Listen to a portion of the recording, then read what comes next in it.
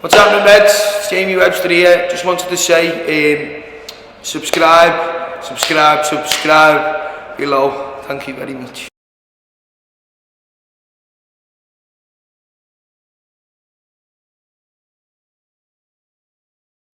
Hi everyone, and welcome to another episode of the Liverpool Connection podcast, where we bring you guests that come on and tell their Liverpool stories. And who better today? We've got a double guest, and they collaborated on a new book that we'll talk about in a little while. The first guest is Stephen Dunn, who is the LFC historian and head curator for the LFC Museum. So if you are at Anfield, go to the museum, because there's an amazing array of Liverpool history in there, not just Jurgen Klopp and this team. Just keep going. And also lifelong Red and artist is Neville Gabie. So welcome to the Liverpool Connection podcast, lads. Yeah, it's fantastic to be with you. Yeah, fantastic to be here. As we said, finally, a couple of wildfires and bits and bobs, but all four of us are finally on the same screen, which is great. I am going to kick off as I always do. So I'll start with you, Stephen. Why Liverpool Football Club? When did you first start supporting the team? Well, it turns out that my story is one that seems to be shared by quite a lot of people of my generation. I mean, I'm going to be 62 next week, so you get an idea of which generation I'm talking about. In that it was the 1971 FA Cup final that did it. And I think this kind of, in some ways, it's almost emblematic of Liverpool Football Club and the magic of our incredible football team and its history, in that it's the FA Cup final we lost that made me a Liverpool supporter. And actually, over the years, I've met so many people who've all said the same. 1971 FA Cup final. And you know what? I think there's something really wonderful about this fact that you fall in love with a football club when your team has lost. And I think there's a nice lesson there for everybody, particularly the young kids these days who think the world has come to an end when you lose 1-0 in a pre-season friendly. But for me, I never grew up in Liverpool, although ancestrally I've got links that go quite a long way back, and indeed two ancestors played for Liverpool, Cyril Doan being the most famous of. So I grew up in a city that didn't have I grew up in small towns, really, which didn't have top football teams. So you could kind of shop around, should we say, to try and see who you like. But I just remember watching with my grandfather the 71 final. I remember thinking, this Steve Highway, I like this name, Highway. It's kind of cool. And I loved the way he ran, and the ball seemed to be kind of attached to a string or something to his foot, because it didn't seem to matter what he did. He always seemed to have the ball with him. And the rest of the team, I don't know, something about them. They just seemed to be exciting and thrilling. And yes, they narrowly lost the final. But I just remember, as Charlie George lay on his back, having scored the winner for Arsenal, feeling disappointment. Oh, I kind of wanted Liverpool to win.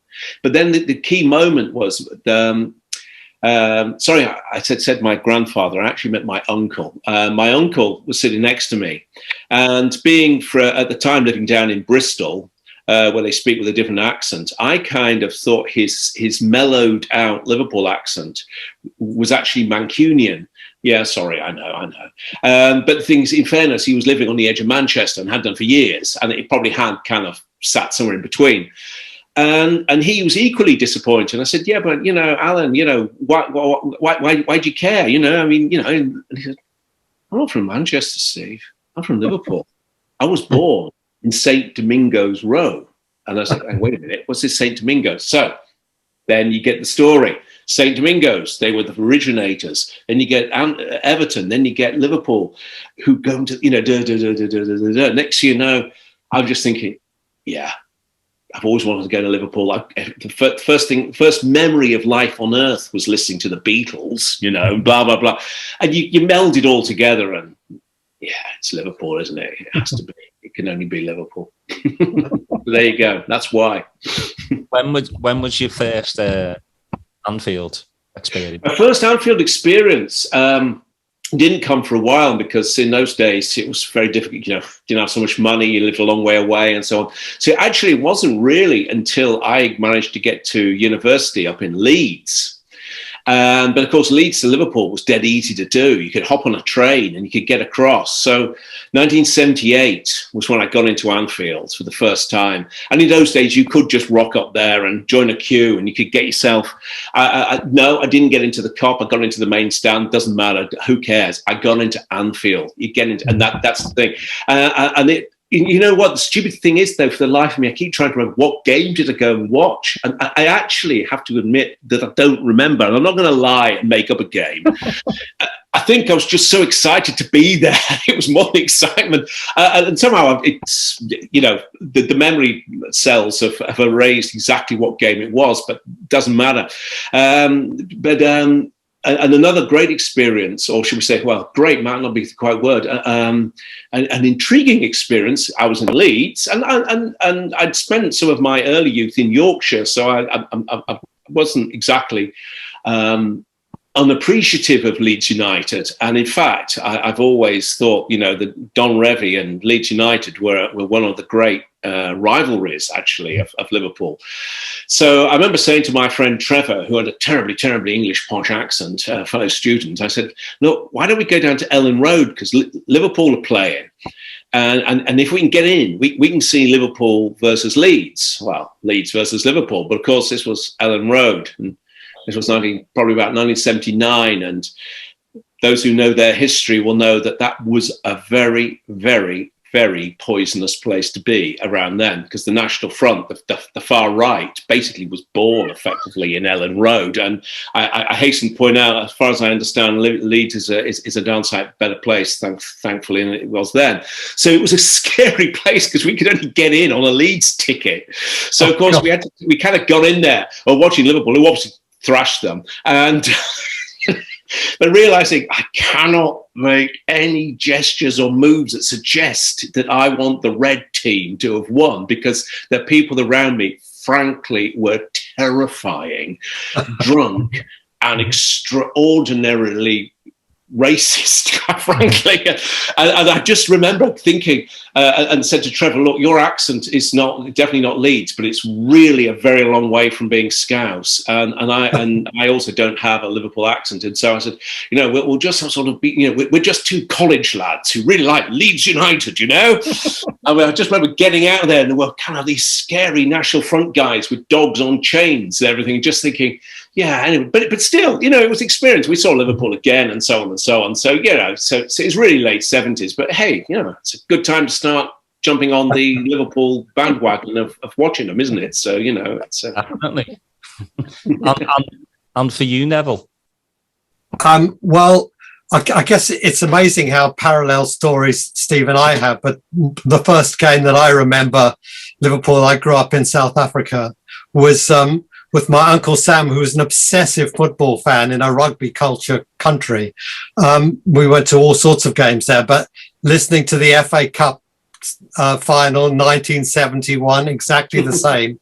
We didn't have TV in South Africa. It was banned in the early 70s, so it was on the radio. But actually the sounds coming from that stadium, of the voices and the singing, I was blown away by that. So that was, again, the first moments when I encountered Liverpool as a football club, but even as a place. I was 6,000 miles away. But I guess within 18 months, we moved from South Africa because of the whole apartheid situation there. So my first game at Anfield was 1973, April 73. And actually it was a sellout. You needed tickets. It was Liverpool Leeds United. And I guess historically, such an important match, because Liverpool went on to win the league that season, and that was the beginning of the most incredible run of success through the 70s. So That was my first taste of being in the city and my first taste of Anfield. And I got shivers down my spine, and I still do every time I go. That's what I love. Like, if you ever really talk to anyone, whether you've been once or you've been 100 times, you still get those goosebumps. Absolutely, totally. It's just, walking up Anfield Road or Breck Road, just getting near the ground and seeing the people and the crowds and the pubs full of people and everyone having their chips and curry sauce, the whole experience of it, the smell of the ground, the smell of the atmosphere around as you walk up the streets, it's got such an amazing vibe. The whole city does. I'm totally in love with the city and the club, obviously. I'm gonna bring Steve in now. He's been a bit quiet. No, I just enjoying the stories. Every time we speak to or have a podcast and we just hear the stories, it just so exciting to hear different perspectives and what you bring to the table as far as the Liverpool fandom and the historical context of what you guys bring up, past games that you've seen. So it's always interesting to hear these type of stories. I do want to ask you, Stephen, as your job as the curator of the museum there, I remember when my first time at Anfield, I was able to take a tour through that, and I was just blown away, right? Just seeing the trophies and the pictures and the memorabilia that goes back to the beginning days of the club. Tell us a little bit about your job there and how when people come and you see it and the satisfaction you get when people come to visit. Okay, well, in fact, this September, it'll be 25 years since I joined the club. I mean, quarter of a century with Liverpool Football Club, hey? From kind of watching an FA Cup final loss when you're 11 or heading towards 11, 10 going on 11. It's incredible, isn't it?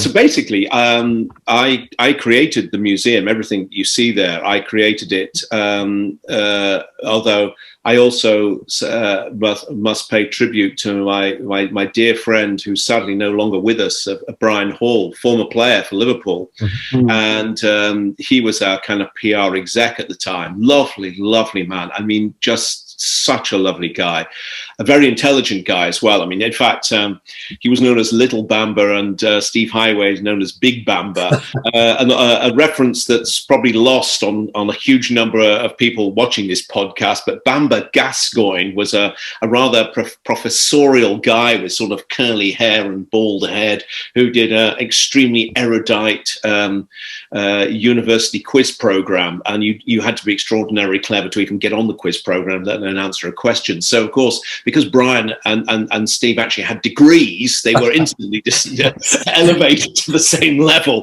But actually, in all seriousness, he was a lovely guy. So it was his idea to try and create a museum, and they got me on board, and we had a tiny selection of actually rather beautiful objects, I've got to say, that the club had sort of slowly assembled. And when I say small number, I'm talking maybe 20 objects. So you're talking 20 things, and like, well, okay, Steve, we've got an empty room, and you've got a desk and a phone. Do you remember those, by the way? Old-fashioned phones. Anyway, and they said, right, well, over to you. And slowly we managed to put it all together. So within 6 months, we'd opened the place. It's changed a few times over the years, although remodeled a little bit. But basically, we've packed it full with as much stuff as we can realistically get in there without making it look ridiculous. And I've got an enormous storeroom full of all the stuff that we can't fit in there, which is frustrating. But hey, never mind. At least we saved it. So what sort of things do we have in there? And over the years, I mean, it's been an incredible experience, and also an involving experience, because obviously you have to adapt somewhat to the fortunes of the club, which change and ebb and flow like the sea.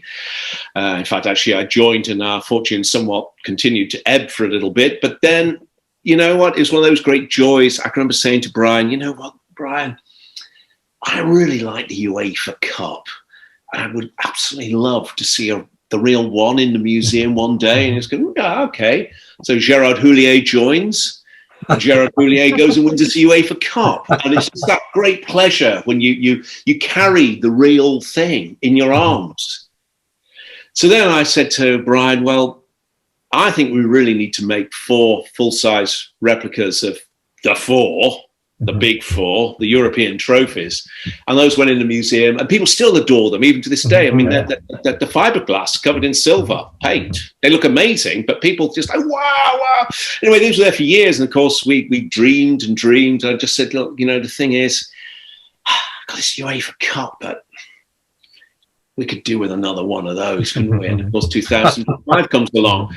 And, and one of those great moments of your life, not only did you get taken to Istanbul for the day, don't ask, don't do it, by the way, just a piece of advice to anyone out there, you don't go to Istanbul for United Kingdom for the day, because it's a long day. In fact, it stretches the concept of day to breaking limit. But anyway, I did it. I was there. I actually managed to get back. I managed to get back in time somehow to actually see the bus arriving, the open top bus outside St. George's Hall. Managed to then escape the unbelievable crowds to get home. And the next morning, which is now the morning of the 27th of May, I'm sitting in this tiny little office I had at the time, completely on a different planet through lack of sleep and exhaustion and overexcitement. There's a little knock on the door and a bin liner. Oomph. There you go, mate, it's yours.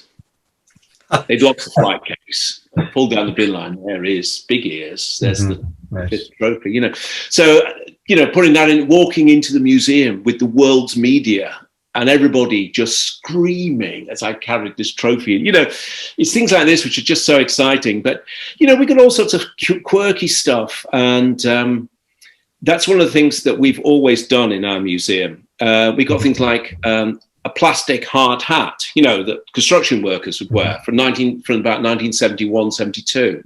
And this guy, who was a construction worker in Liverpool, Scouser, he just painted in crude red letters the name of his footballing heroes, including Brian Hall.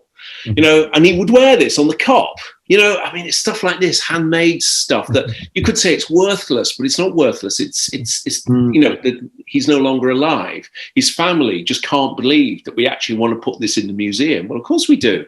I just think it's brilliant that somebody could actually paint a hard hat and stick it on his head and stand in the cop cheering the team. That's Liverpool, isn't it? We got the Curlet Cup, as we call it, this homemade trophy that really is a piece of junk. It's just plastic and wood and paint crudely put together. But actually, we formally celebrated 2 First Division League championships. Bill Shankly, the whole team with this plastic trophy. It's actually as important as the real silver old lady trophy, as we like to call it, the old First Division trophy. I would actually say the Curlet Cup is possibly one of the most powerful and important objects we have. It was made by 2 local lads, the Curlet brothers, and it was celebrated by Bill Shankly twice. One other top club in the world would actually do that. I don't think there is another top club would do it. It would be beneath them. It's like, not celebrating with that. It's embarrassing, we had little things like that. Other things I've got, which we over the years managed to collect, 2 little season ticket booklets. One's from, I think it's 1894, but when you open it, you realise it's a woman who's bought it. And that instantly, we're enjoying and watching the Women's Euros at the moment, which are fantastic, by the way. And you look at this and realise, wait a minute, women have always got to watch football. And women bought season tickets and sat in the main stand. In fact, we have 2 season tickets from 2 different women. One from, I think, as I say, this early one. I think the other one's 1899, 1900. Lovely little items, but again, just a little window on our supporters. So, yeah, and we also have, for instance, a whole room dedicated to us winning the Premier League that we all watched, rather like we are now, virtually, rather than actually saw.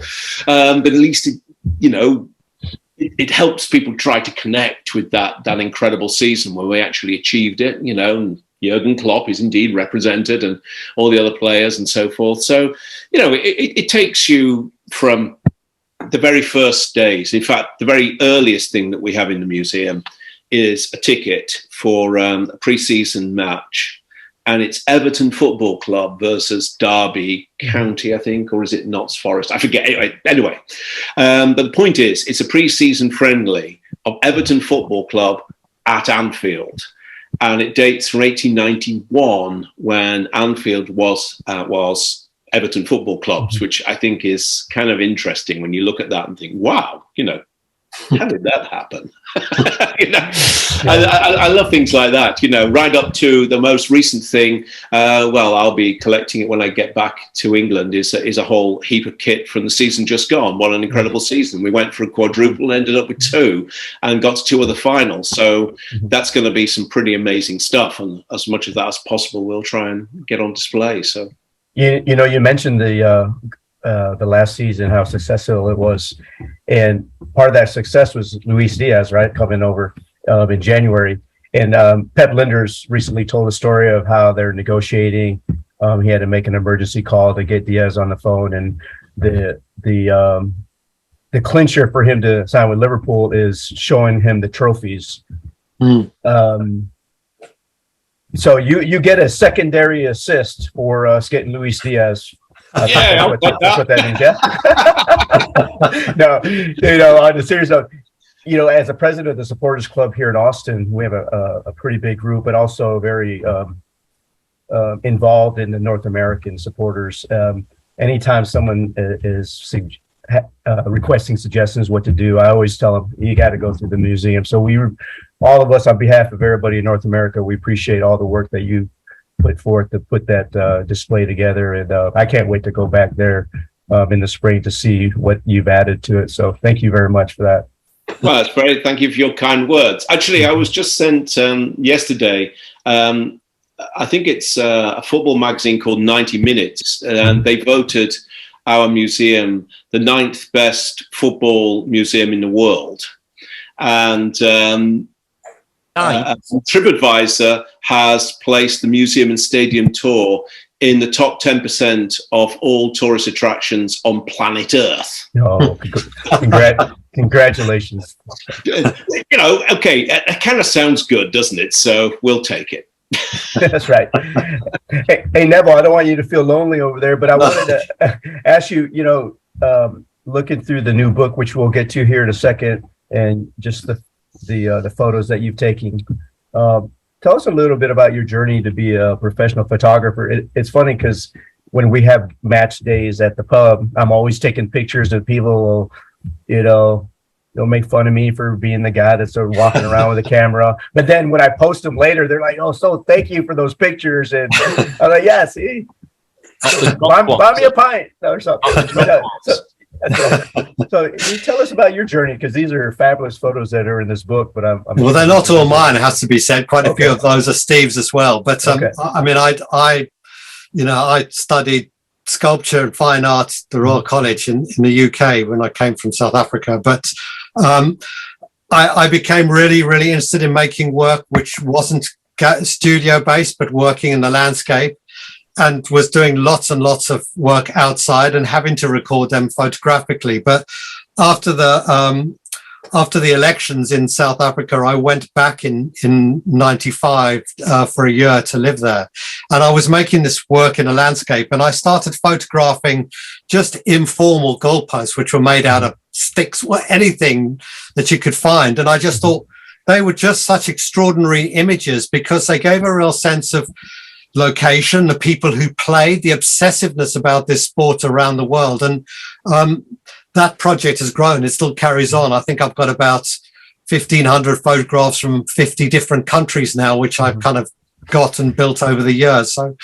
So photography has always played a kind of really important part in terms of my practice, but also being an obsessive football fan and Liverpool fan, I've done a lot of work in the city. I was at Tate Liverpool for a year in 99, 2000. I lived in the city for a further 6 years just down the road. So, I got to know the city city very well, and so much a part of that was really exploring it photographically. So the book really just grew very much out of that and out of my relationship with Steve, which goes back to 20 odd years as well. And I think just following up, Steve's talk about memorabilia, as Steve was talking, I was thinking we all collect stuff. We all have those objects which don't have any huge necessary kind of monetary value, but which have incredible significance, to us as individuals and for particular moments. And, I think that's a really important part of our own history and legacy and relationship with something like a football club or a city, which I think is so important. I mean, I have a beaten up old scarf somewhere in my collection now from the 78 European Cup final at Wembley, which I went to. It wasn't a great game, but I remember Kenny Dalglish scoring that winning goal. And, that scarf has been with me ever since. And it's a real something I absolutely treasure. And I think all fans have that. And that idea of, collecting it together collectively for a club at the museum is a brilliant thing. I'm sorry about that. I was just going to mention that it's been interesting to see in the recent last couple of years how taking photographs around the city with all the new player murals and how that's become a cottage industry, right? And that's one of the things that people look forward to whenever they go to Liverpool now, is to go take pictures in front of those murals of the players. So I find it fascinating that it's kind of created this this kind of a business type environment for that type of tour. It was interesting because I was there just a few weeks ago, taking a photograph of one, and some tourists of the city came up to me and said, "Oh, please tell us where there's some others. We'd love to go and find them." And it was really nice. They will go and have a look down there, or go down to the center of town. There's a fantastic one of Jurgen Klopp, and I think it's another way of people being able to really explore a landscape and get a sense of, the kind of the city and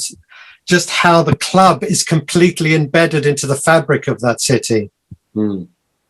Yeah, Steve, I'm sorry I interrupted you earlier. Oh, no problem. No problem. I was just going to say, picking up what Neville was saying about, the humble objects, if you like, things that each supporter treasures and considers important.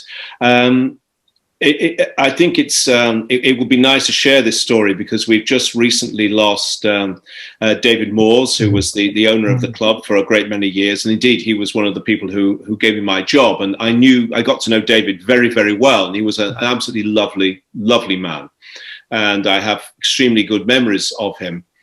But I think it's worth knowing that shortly after I was given the job, I was invited by him to attend an incredible assembly of former Liverpool players and everything. It was like incredible. But he said, no, come and sit with me. So I sat with Peter Robinson, who's also sadly passed now. And during this lunch, where I was just thinking, I can't believe the kind of, this stellar lineup of people. And I'm sitting there talking to the owner of the club. And he said, Steve, look, we know you have qualifications as a museum curator. Not for me to comment. That's your profession. Do it. He said, but one of the main reasons I wanted you to take the job, you're a fan. Never stop being a fan. And he said, you make the museum for the supporters of the club and lovers of football. It's not for me, and it's not for the directors. It's not for the manager. And he says, never forget that and never change. And in fairness, with changes of ownership and so on, it has in fact never changed. Our museum primarily is really about supporters, actually. And it's definitely for supporters, and it's not to please sponsors and funders or anyone else. And so what Neville said is it actually turns out it's kind of built into the fabric of why the museum exists. Yeah, that's perfect. We've been speaking for almost half an hour and we've yet to talk about your book. So let's get into the book. This is it's fabulous. I really got to give you guys a bunch of kudos for the way it's laid out and the stories that you brought in there. 2 posts at Anfield, integrating Neville's, photos of goalposts around the world. But so many of the stories, and so take us back. We've had so many authors on our show, but it's always interesting to me and our audience to find out what was the genesis of the idea. How did you come up with the theme of this book? Well, I guess Steve and I, as I said, met many, many years ago when I did an exhibition with Steve based on the collection of the museum, and I really felt that there was much, much more we could do and kind of explore around that. And so we kind of met and we chatted, and I mean, there are so many different stories, so many other things we could explore and do, but we really felt we needed to start with something, and we wanted to do a book which had something which was very, very current. So to do something around Mo Salah was really interesting, particularly because of the kind of huge shift in culture and what that means for the city and what that means for a Muslim player playing for the club. But we also wanted to kind of evoke some of the history of the club and how the relationship culturally to the community has changed over the years. And I think certainly for myself, we kind of always saw this as one of what could be a number of books, but it was great to start with one. And yeah, I mean, doing it with Steve was an absolute delight. It was a pleasure. Was that a concerted effort to juxtapose Mo Salah's story with Avi Cohen's? Because I thought that was very interesting. You have the first Jewish player, and then you the next chapter is about a Muslim player. So was that intentional, or is that just how the stories came out? I think it was intentional. We also really wanted to focus on the first black player to play for the club, Howard Gale, and really give a sense of how the club for all its rootedness in the city, and for the players that have come from the city who've been so much a part of the club. It's actually very broad in terms of who that family of Liverpool players are and who the city will embrace and make their own. And I think it was, in a sense, the first publication. This one was a celebration of that idea. Yeah, I would picking up on that. If you look at we've already discussed Neville's background. Originally from South Africa. I'm not born in Liverpool. Was living elsewhere. In a way, we're kind of almost like, let's say, outsiders. But you come into the city, you want to support the club, and you become part of this enormous family. And if you take the arching theme throughout the whole book, whatever your background, whatever your skin color, whatever your religion, you pull on that red shirt and you're just part of this family. And the incredible thing about it is it's one of those things, it's kind of nice to say, and you like to think that it's true, but actually, when we got started putting the whole book together and drawing all the threads of it together, you realize it really is the case, actually. And particularly when we were sitting with Howard Gale, our first black player, and he had problems. I mean, there were issues involved with being both local and black, and also playing in football, which has taken a long time to assimilate black players or whatever. But he then made this comment, which was extraordinary, because he knew we'd done a piece about Avi Cohen, and he just basically said, "Oh yeah, Avi Cohen." He says, "Yeah, he says when he first arrived, he says, I'll be completely frank. I'll put my hand up and say I had some issues about Israelis and Jews. Really, I'll admit that. I met Avi Cohen. 5 minutes later, fell in love with the guy. I loved him. Brilliant. I can't speak highly enough of him. Just amazing. I just loved the guy." And instantly we just thought, this is incredible. Somehow we'd sketched out this concept. And then when we finally got to do one of the last interviews, if you like, this guy, if you like, without prompting, summed up exactly what we were saying, which is you pull on the red shirt, you become all part of a family. And I hope that in our own little way, that's what we're kind of getting across to people, I suppose. We had Howard Gale as one of our very first episodes, and it was very interesting because I think I came out of that thinking this story needs to be told more often, right? I don't think he gets the notoriety and some of the press that I think that his trailblazing to the club really really deserves, right? And you give Avi Cohen a good piece in the book too. You know, he only played 28 games, but it's the cultural aspects that they brought to the club. And, you know, Howard's still living there in Liverpool. I still don't think he gets some of the respect that he deserves. So that's just my own opinion. What was great about Howard is no holds barred. Yeah. What you see is what you get with him. He doesn't shy away from, you know, being provocative. And it was eye-opening for me and Steve, to be honest, because he had a lot to say about Liverpool Football Club too, about him not getting like an ambassador role, which, you know, didn't really sit well with him, especially with the black community in Liverpool. So, but you know, to make a book like this, like how do you like even start though? Like, you know, because I mean, it is a pretty big book, amazing stories in it. But how do you sit down and just do the layout? Well, I guess to begin with, it was a real gamble. It was Steve and I thinking, this is a lovely idea. Let's take a punt on it. We didn't have a publisher at the time, so it was really just the two of us taking an absolute punt, getting on a plane to Egypt where neither of us had been before, and starting. And it was you know, it was really jumping in at the deep end. And I think, again, we had such a positive and incredible experience in Egypt, although we'd been told, don't go, it's dangerous.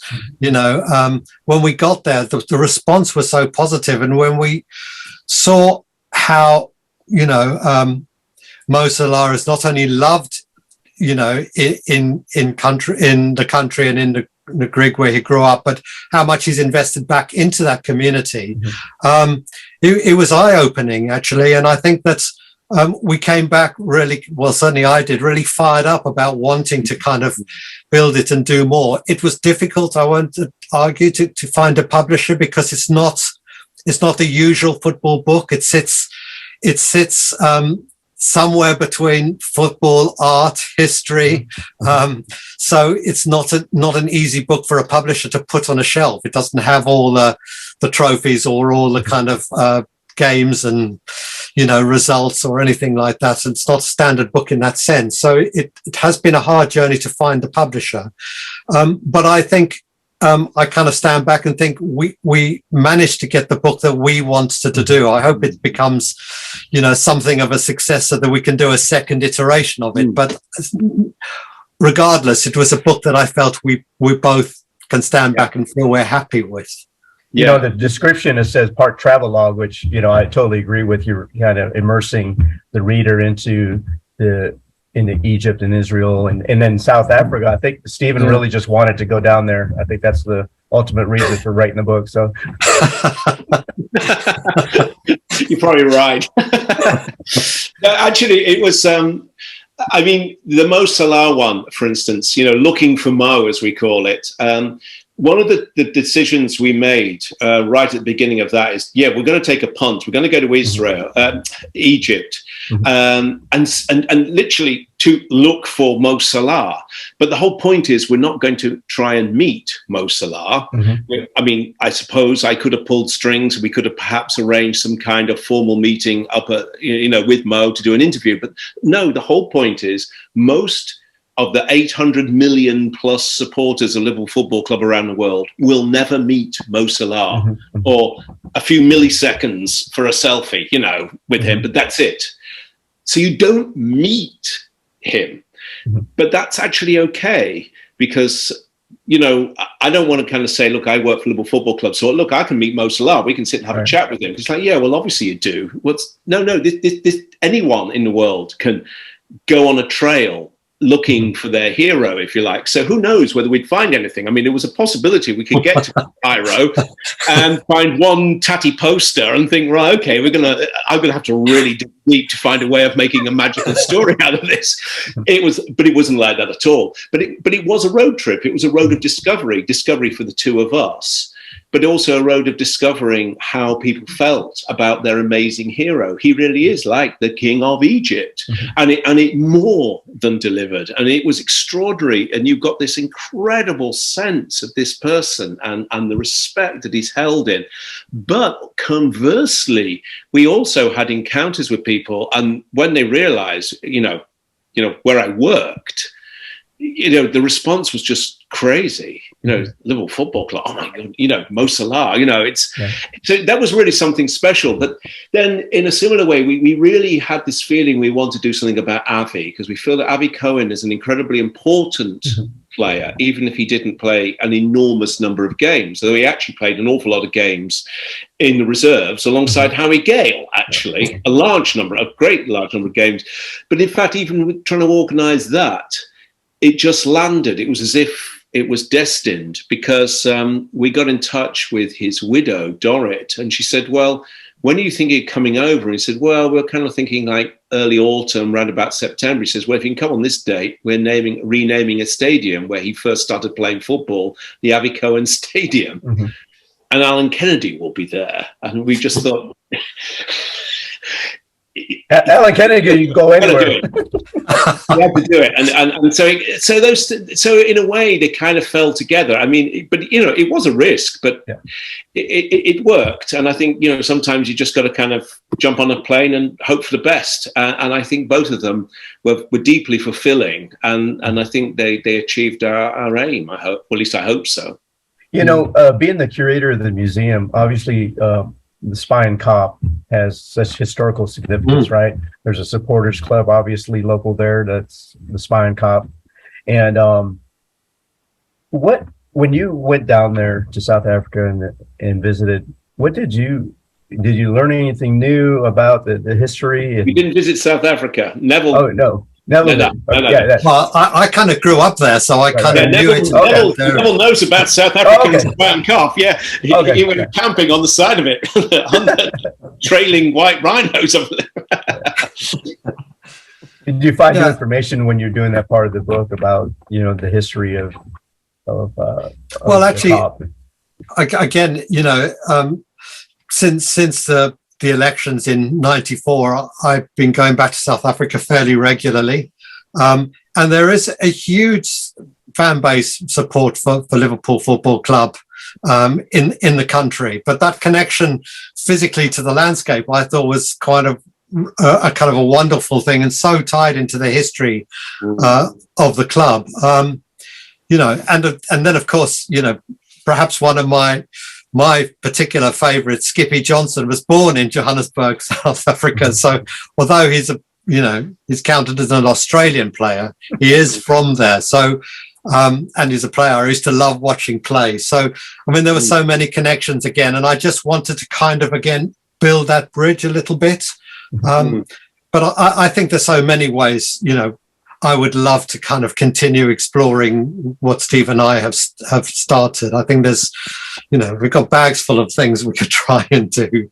You had mentioned a second edition. These two will be in the museum later on in life. Probably. I do think I've probably become a bit of a fixture at Anfield, or a fitting, should we say. Hey, I just noticed on the design cover, right? 2 posts in a field with the Anfield. So I just noticed, I was looking at it. That's great design cover right there. Yeah, got it. 2 posts in the field. Anfield. And Anfield, yeah. It was staring at me. I kept looking at it like, that's weird there. But it's a great book. The photos in there and the stories are amazing. So we can't wait to see what you guys conjure up for another edition there. Yeah, well, it's actually, I'll tell you what's interesting. You asked right at sort of the top of this sequence to talk about the book, where it first gestated from. And actually, it occurred to me while I was listening, just thinking, actually, there is actually almost like the first little awakenings of this book.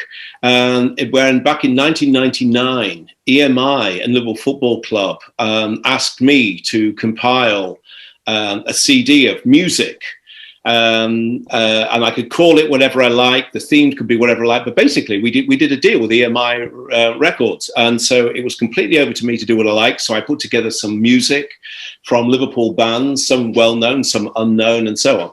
And we called it Mersey Boys and Liverpool Girls. But this is where Neville comes in. We got Neville on board to come and take some photographs, and he took objects from the museum and then took them into the environment. So we took a Ray Clements, authentic Ray Clements goalkeeper's jersey, and made it into literally jumpers for goalposts. And we took a big logo of Liverpool Football Club from the side of the Spion Cop and put that out in front of, I think it was the Falcon Pub that Phil Thompson. Yeah, the Falcon Pub in Kirby. Pub, yeah. And so, anyway, so the point is, that's when we first started working together and taking this idea of objects and taking them out and doing something with them. So that was the first beginnings, if you like, and I guess it's now come to full fruition in this book, and hopefully we can do more. And again, it was very much about connecting up with fans. So Steve would let me come and raid the museum, and I'd go off with Bill Shankly's typewriter, you know, an amazing object, but then take it to people's homes and have conversations around what it meant for them. And I think, you know, when you start seeing those connections, it was fantastic. It was wonderful. You know, I wanted to ask you a question, Stephen. As a curator of the museum, I've always been fascinated. Like, how do you decide what is presented? Because the space isn't changing. I wouldn't imagine it. Even though we're expanding the stadium, I don't think the museum is getting, you know, X amount of space. Right. So how do you rotate things? Because as each trophy comes and more history is made, how do you kind of decide what is displayed? Yeah, actually, I had a phone call with Jurgen. No, I didn't, but I said, don't win anything else because we're going to have space.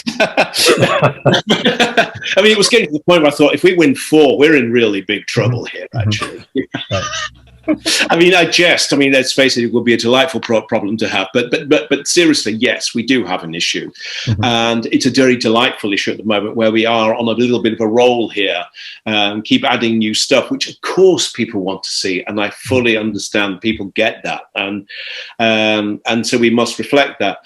But at the same time, we must never lose sight of the fact that we've got this incredible 130 years of history, and we mustn't lose sight of that. And in fact, one of the things that I will do as soon as I get back to England is that I've been putting together a rebuild of these 4 cabinets, which are interlinked together, and in a space of approximately 35 objects, trying to give a quick gallop through 130 years of history. Now, I know you could argue the whole museum is 130 years of history, but since it is our 130th anniversary, we thought, could we maybe just do a little kind of, I don't know, just, if you like, it's an excuse to bring a somewhat random collection of things across the years together without having to worry too much whether there's any more logic other than, hey, it's 130 years of history and it's a great opportunity for you to see stuff that you haven't seen. Because I am conscious of the fact there's a lot of stuff I think people should see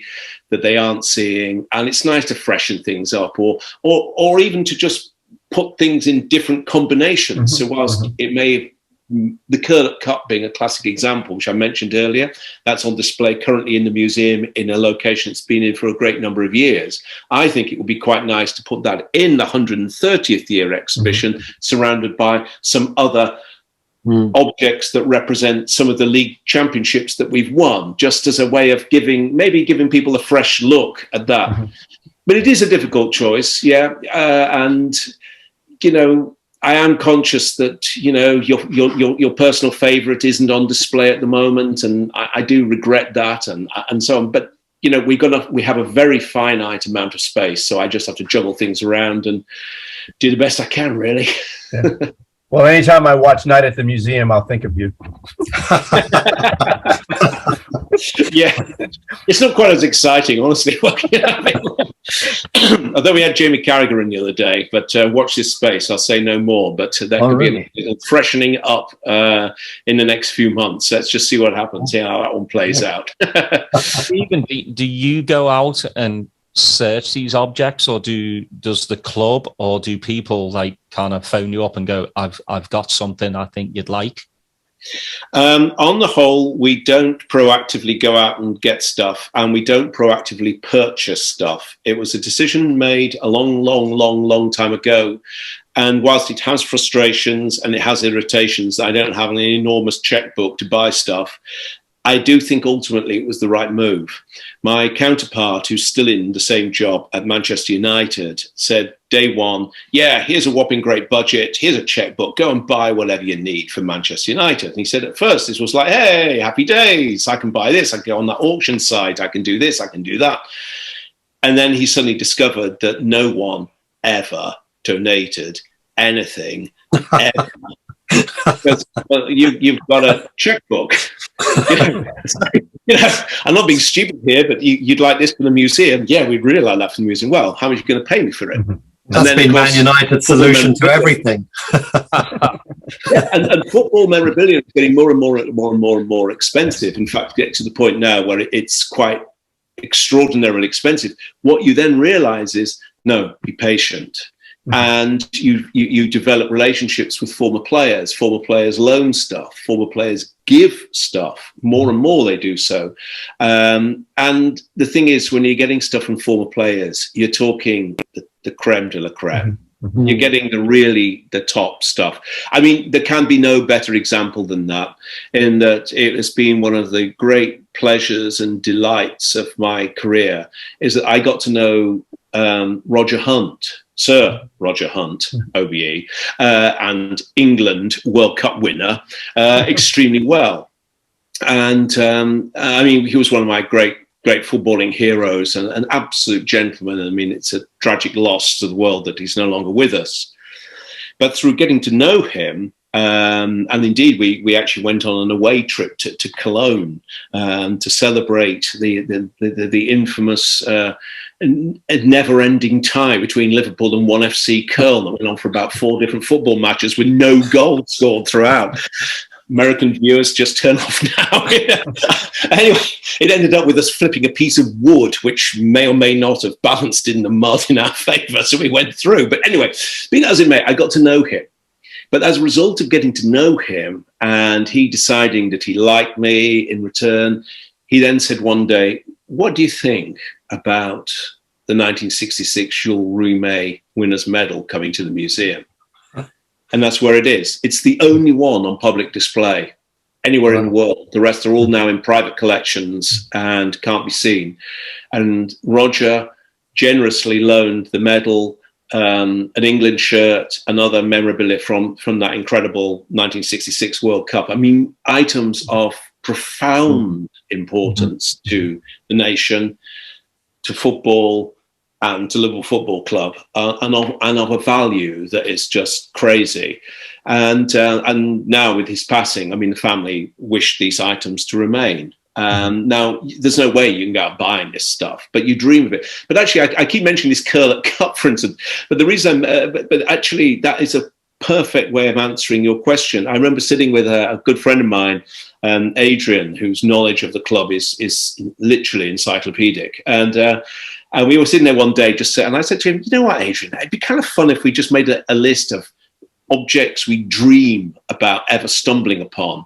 And we both agreed this cup, this plastic urn, would be just like the most incredible thing. Well, obviously, it's gone for landfill years ago. And then, a few years later, you get oh, Steve, there's a couple of guys downstairs, and they got this weird plastic thing. And they don't see you. And I was like, oh, my goodness. And they walked in through the door. And, tick. And actually, in fairness, over 25 years, I think I'd say most of my list has been ticked off. 1914 FA Cup final match day programme loaned to us. You want to buy one? You sell your car and, cash convert it and you can get one. A lovely, lovely Liverpool supporter who's completely obsessive about final and semi-final programmes has got the biggest collection and most complete collection of anyone in the world of Liverpool. And they reside with you at Anfield. They're mine, but I'm not taking them back. And he says, including the 1914 FA Cup final programme. So, you make relationships and friendships and slowly, it builds up. And you know what? I still think that is the best way because it feels more real and more honest somehow. Things are coming to the museum for the right reasons, not just we got a whopping great bank vault full of cash and just go out and buy stuff. I think it's rather nice. You know, another beautiful example, Ray Clements. I mean, you know, what a wonderful, wonderful, wonderful man. What a wonderful goalkeeper. And in about 1998, he was at Anfield. It was before a game, Liverpool versus Tottenham Hotspur. And he was there with Tottenham, goalkeeping coach at the time. And I just walked up to him, introduced myself. Oh, yeah. I gave him a card. And I said, oh, Ray, you know, do you think there's anything you might have that would be good for the museums? Yeah, leave it with me. Off he went. A couple of days later, package arrived on my desk. Opened it. Lovely handwritten note. Dear Steve, lovely to meet you the other day. This is my actual shirt from the 1981 European Cup final. Is this any good? Oh, God. Richards, Ray. He sent it back, right? I said to him, it's a little bit do, you know.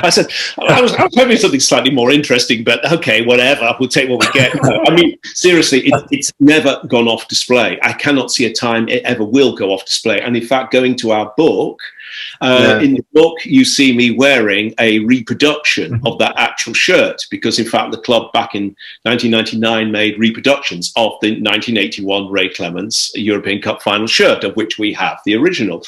As a result of I kept wearing that in five-a-side, and then as the book, as it says as I tell the story in the book, you know, unfortunately Ray loses his battle with cancer, and I was tasked with how are we going to properly honor this wonderful man on the pitch. And I thought, I don't know. And it was lockdown as well. And I said, look, I don't want to sound disrespectful. I don't want to sound crazy, but literally I've got 2 days to find a solution and it's lockdown. I have got my five-a-side shirt, which I've worn for like 20 years, but it's in really quite good condition, which it was. And it is an exact replica of the last shirt Ray Clements ever wore for Liverpool Football Club. So Alison Becker wore my version of Ray Clements' shirt, which was the last shirt that Ray wore for Liverpool. And he actually wore it.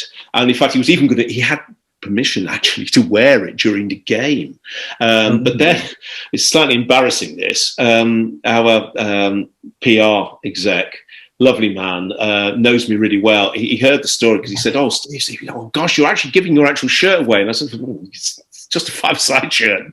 Honestly, Craig, it's fine. But then I said to look, I'm more than happy to give it because I actually lost my own father to the same, you know, to prostate cancer. So the fact that this shirt will then be auctioned to raise money for that particular charity, you know, that kind of means something. Well, then it just gets completely ridiculous because Craig then said to Alison, there's no way you're wearing that shirt during the game. It's far too precious. Do you understand? I said, no, it's just my shirt. And actually, rather, he wore it during the game. But he came on, and all the footballing coaches and the other goalkeeping coaches and the other goalkeepers, they stood there. Alison wore it, and he carefully took it off, folded it, and laid it with a wreath, and it was behind the goal. I mean, extraordinary. But that all comes from, we didn't buy a Ray Clements shirt. Ray said, hey, will this do? You know, and that I can reproduce those stories over and over and over. You know? I think the moral of that story to me is that you're in the same fit as Alison Becker. So yes, actually, good shout. Can I just point out that I actually can still fit in it? And actually, that's right. See, that's what I was thinking. The same shirt, yeah. And I've probably got at least 40 years on Alison Becker. So. That's right. Well, you know, we just saw him without a shirt carrying a big old fish. So I'm picturing you. So kudos to you. Anytime you can fit in your clothes from 10 years ago, you know, I'll give you 20 years ago. Respect. Or 20 years, yeah. 20 years ago, yeah. So, yeah. There you go. Take it. Read it. Yeah, just go with that. Just go with it. That's right. Well, it wouldn't be right of me, Stephen, if I didn't ask you your top 3 items from the museum. I'll put you on the spot. Which means something to you. Top three items, yeah, the ones that I care about the most. Yeah, I mean, I've got to say, it isn't a strictly straightforward Liverpool Football Club object, but of course, Rogers World Cup medal. I mean, it's solid gold. I mean, we're not talking some great hubcap, which you probably get made out of plastic to win a World Cup these days. It's tiny, and it's jewel-like, and it's utterly precious. And I'm not the greatest England supporter or anything, but nonetheless, I do vaguely kind of still remember the World Cup. But it's what it means, and the man who won it, and the fact that I knew and was invited along privately to take what has become the very last photograph of Sir Roger at Anfield with his family. It was planned to be that way, and that's what I did. And to have the right to stand there with him holding that medal, knowing that is the last picture of him, you know, that really means something to me. That so, you know, that's one. Yeah, I mean, yeah, I've got to say, the real trophy from Istanbul. I mean, let's face it, it was the 25th of the 5th, you know, 05. And it was the 50th European Cup. And it's the last one that will ever be won and kept by a football team in the world. And it was ours. And, you know, it's got the dent, which I was told about. So I told the world's media. Now the dent is actually more famous than the trophy. You know, the stories of who dented it change. Who cares? Doesn't matter. The fact is it happened. I think that, you know, and the whole atmosphere. I think it's difficult not to ask, you know, to say that. And then I'd say what the other favourite object I've got. It's a very tiny, very humble little thing. I mean, it's again very small, just as the Jules Rimet trophy, and it's worn smooth. And I think this is telling in itself. And it was a Lancashire Reserve League winners medal from 1892-93, our first season we ever existed. The guy who won it, you will never have heard of.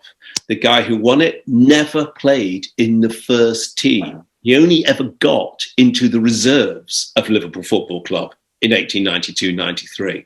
But he got a medal. And he was very proud of this medal.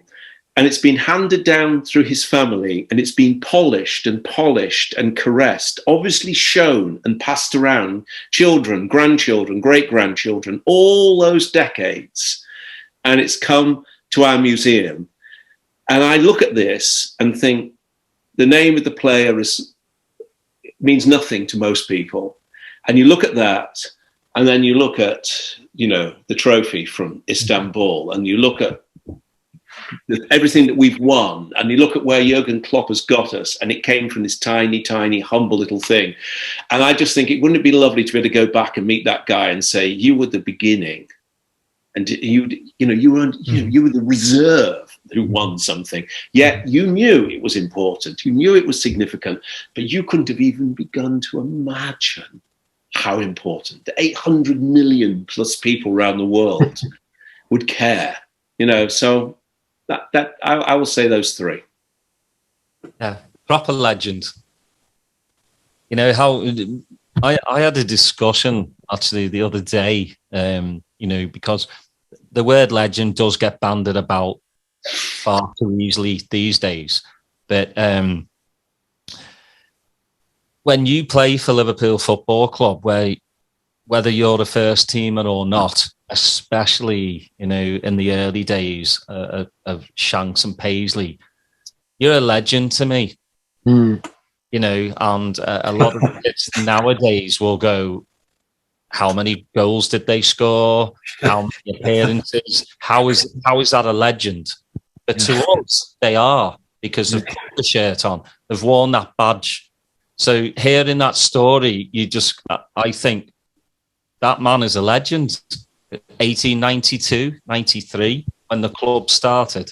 Yes.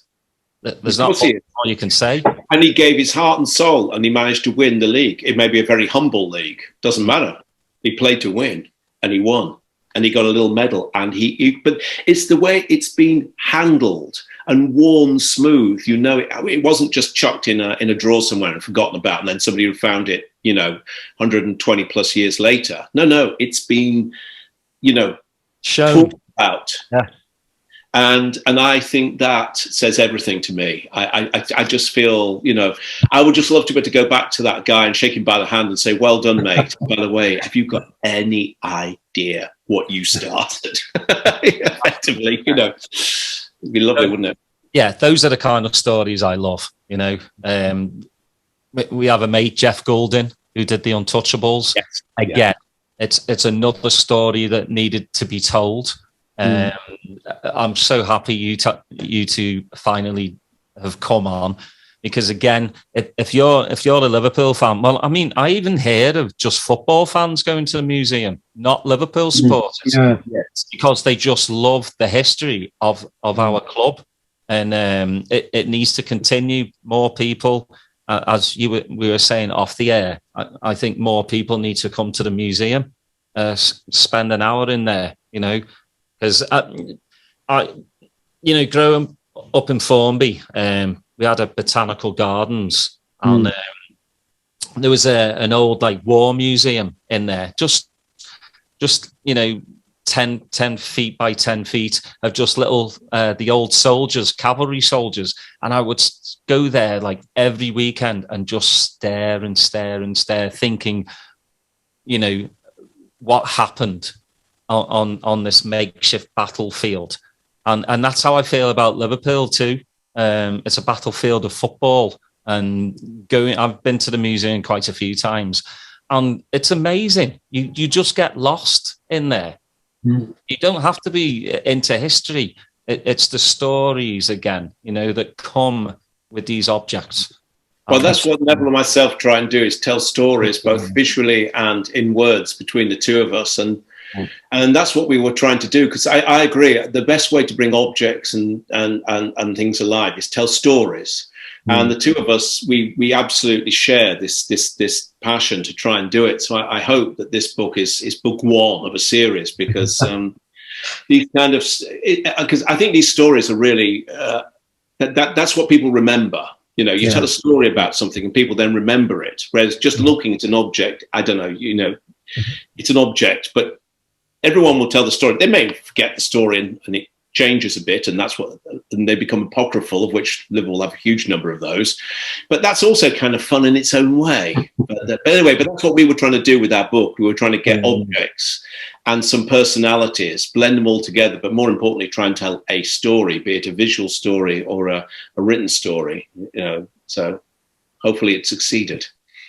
You've nailed it. And I can't wait to see you on a camel again. Yeah. Actually, there is a photograph of me somewhere with the head in front of a pyramid. I'll dig it out. It was very hot. It was, yes. I was probably having a mirage Well, we want to let all our listeners and viewers know that when you are in Liverpool, please take in the museum. Steve has done a great job there, and purchase this book. I guarantee you won't be disappointed in the stories and in the photos, the great photos by Neville, and the way they put the book together. So highly recommend getting this book if you're a Liverpool fan and just want to, get something a little bit different than just game analysis. So this is a perfect read for you guys. Thank you. That's really nice.